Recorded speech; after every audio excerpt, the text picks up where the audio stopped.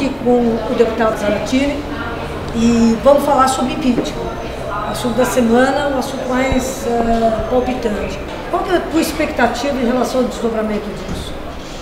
Olha, primeiro nós tivemos uma semana excepcional em termos de acontecimentos, né? Acho que poucas vezes a gente viu no Brasil uma situação como a que ocorreu essa semana, com a Polícia Federal indo à casa de Eduardo Cunha e de outros vários líderes do PMDB, né, estendendo a Operação Lava Jato para o PMDB. Tivemos a condenação de Eduardo Azeredo do PSDB, que fez o mensalão, chamado Mensalão do PSDB. E depois a manifestação contra o golpe, que reuniu aqui em São Paulo 55 mil pessoas e 10 mil, 15 mil em várias outras cidades do Brasil, se caracterizando como uma manifestação nacional. Então isso coloca a luta política num outro patamar agora. Nós vamos ter um período agora de praticamente um mês e meio, né, sem que a gente tenha nenhuma movimentação no Congresso nem no Supremo Tribunal Federal, o que não impede que a política continue acontecendo. Vai acontecer porque você vê agora o Levi também nessa semana deixa o cargo de ministro da Fazenda, assume Nelson Barbosa, que é um técnico que tem uma simpatia muito grande da parte do PT e do PMDB, né? E que é uma pessoa que dialoga muito mais e que tem um entendimento da economia muito mais amplo do que o Levi. Então eu acho que nós vamos viver uma nova fase, né? O que vai acontecer no meu modo de ver? Nós vamos ter a possibilidade de organizar melhor a população e de deixar claro quais são os objetivos do impeachment. Mas no fundo o que eles querem é tirar a Dilma para colocar um novo modelo econômico. E esse modelo está descrito naquela carta do Temer, a chamada Uma Ponte para o Futuro, que eu diria que é um túnel para o passado. O que eles pretendem ali? Acabar com as vinculações orçamentárias da saúde e da educação, o que significa privatizar a saúde e a educação em nosso país. Reduzir o serviço de saúde pública, reduzir o serviço de educação pública, estabelecer a idade mínima da aposentadoria para 65 anos, praticamente acabando com a aposentadoria por tempo de serviço. Desvincular o salário mínimo do reajuste dos aposentados, ou seja, o aposentado, na visão deles, vai receber menos do que um salário mínimo, né? E principalmente, uma coisa que eu julgo da maior importância, revogar a lei da partilha, que é a lei que permitiu o controle do Estado brasileiro sobre as jazidas do pré-sal, que são uma das maiores do mundo e das mais produtivas do mundo. Além de atacar a democracia, eles querem atacar as conquistas sociais e atacar as conquistas do nosso país. Então, não está só aqui em jogo a corrupção, está em jogo atacar aquilo que nós conquistamos nos últimos 40 anos no Brasil. Carlos, você não acha que demorou para Dilma tomar essas atitudes que, na verdade, colocam o governo dela um pouco mais afinado com a plataforma pela qual ela foi eleita?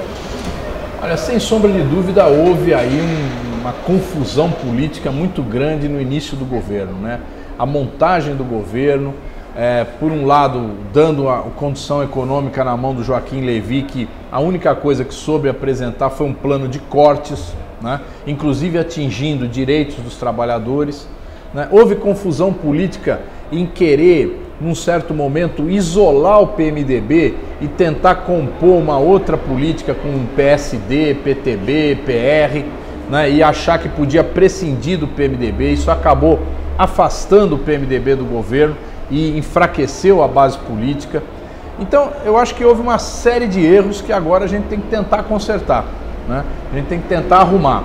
Mas, principalmente, nós estamos vivendo uma crise econômica que, para ser solucionada, precisamos resolver a crise política, quer dizer, a presidente precisa retomar a iniciativa, a capacidade de liderança, ou seja, precisa sair das cordas, como a gente fala, e ir para frente, né? E a partir dessa concepção, ela apontar uma saída para a crise que não signifique um arroxo sobre os trabalhadores. E o que a gente já viu? Que a saída não significa cortar as coisas, fazer um programa como foi feito na Grécia, né, que a Alemanha impôs à Grécia, impôs a vários países da Europa, mas sim a gente ter investimento, ter crédito, ter possibilidade das pessoas crescerem, né, melhorarem de vida, porque isso gera um mercado interno forte, né, e esse mercado interno é capaz de colocar a economia de novo de pé. Então eu acho que ela tem todas as condições de fazer isso, e eu acho que vai fazer. Por que você acha que o PT ficou tão recuado nesse último período? Qual foi o drama? Em primeiro lugar, nós estamos vivendo uma perseguição a um partido político jamais vista. Eu acho, pelo que eu já li da história do Brasil, que nem o próprio Partido Comunista Brasileiro, no período da democracia de 45, sofreu uma perseguição tão aguda quanto a perseguição que vem sendo feita ao PT. Né? Você vê que são manchetes e mais manchetes contra o PT. A investigação da Operação Lava Jato praticamente se concentra sobre o PT, né? E agora derivando para perseguir o Lula, né? Então vamos dizer, é uma política que vem desde a época do Mensalão, da chamada julgamento do Mensalão, até agora, que é uma perseguição jamais vista. Uma política midiática de jogar toda a responsabilidade sobre a história da corrupção nas costas do PT, quando exatamente o contrário.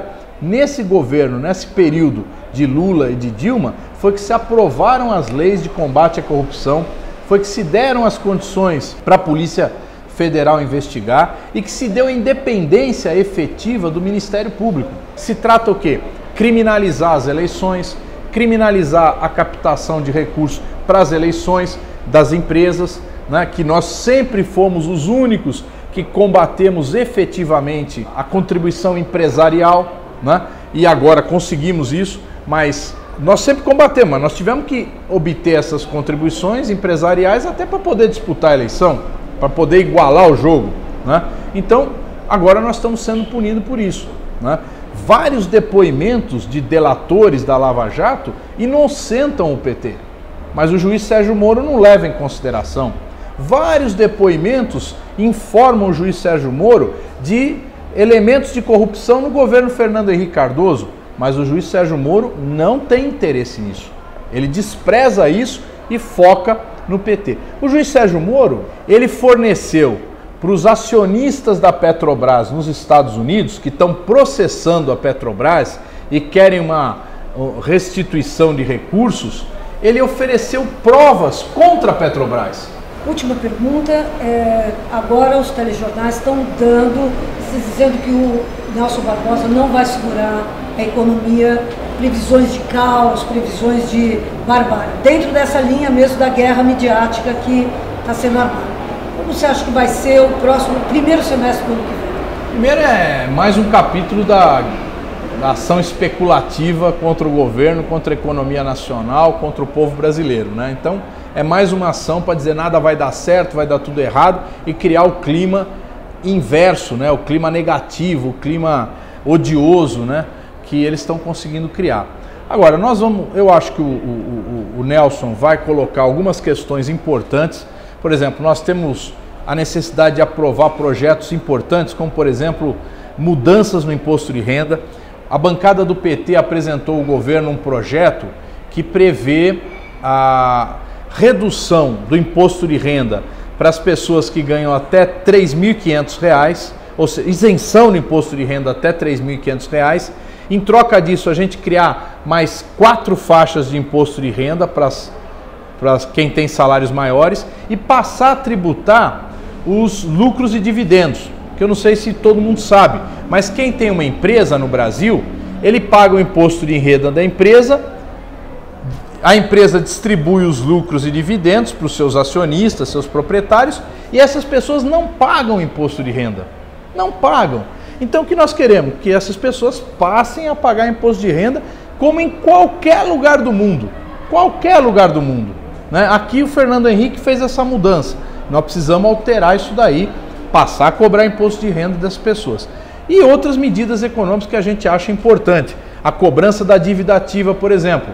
O governo tem a receber quase R$1 trilhão, certo? Só que não tem capacidade de cobrar essa dívida. Então nós queremos alterar a forma de cobrança dessa dívida, que é concentrada nas grandes empresas. Buscar recolher essa dívida que já é julgada, que já é devida, que não tem mais dúvida de que ela existe, das empresas com o governo. Então o governo tem que buscar recolher isso daí. Eu acho que se o governo fizer isso, né, essas medidas, e se a gente conseguir aprovar CPMF, que é um imposto importantíssimo, que tira dos ricos e distribui para os mais pobres, nós vamos conseguir estabilizar financeiramente o país.